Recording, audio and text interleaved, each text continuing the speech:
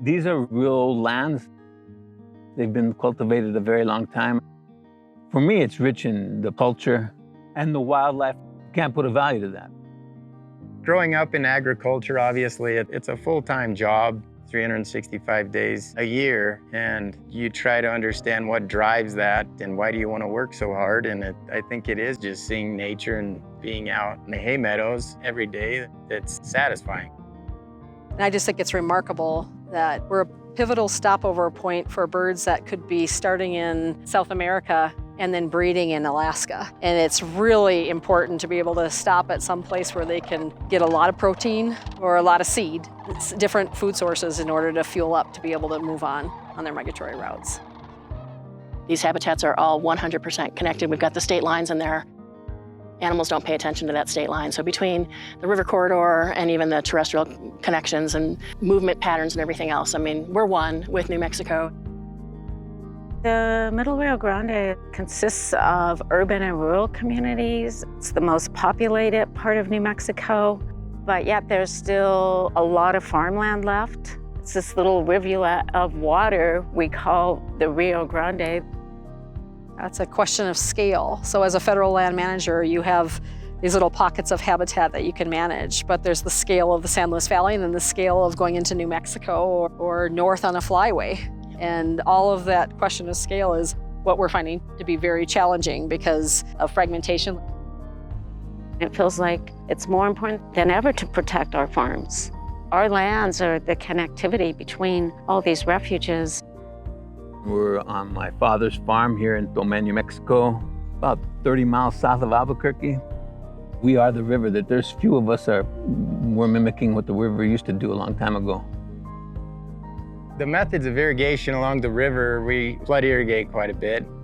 Obviously, that creates wetland areas and ebb and flow, and the menagerie of plants and animals can utilize that ground as well.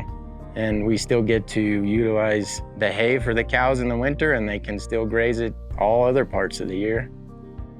Conservation easements have been around quite a bit. That's in our thinking of how we can buy this ranch and make it pay for itself and be sustainable for our family operation.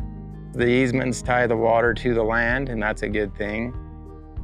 I developed it the way my father would have wanted to be developed, I think. And the land's not gonna have a house on it, and birds can land there, and there it is, just a nice, big, beautiful easement. And I just water it like I've always watered it, farm it like I've always farmed it. There's no difference. I think the magnitude of the issue right now with lack of water and long-term drought has driven and it has necessitated crucial time of finding win-win solutions.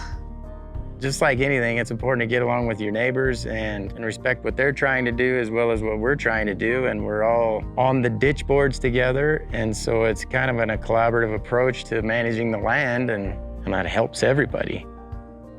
Once we have an easement, we work with our partners to implement more conservation on those lands. You've already developed that relationship and that trust, and we meet with landowners annually when we do the monitoring. It's an opportunity to inform them about other conservation opportunities.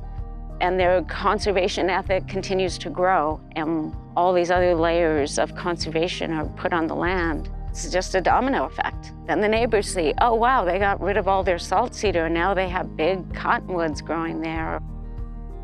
We want to be passing this on to the next generation, and we will optimize the production of the land, but then also when you optimize that, you're optimizing a lot of things for the wildlife, for the river health, for the fish, for everything else.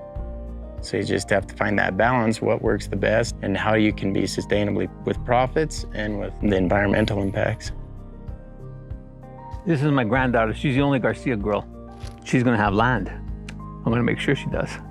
What can you leave behind for the next generation? I don't have a vision to see what the future is going to hold, but it's going to be different.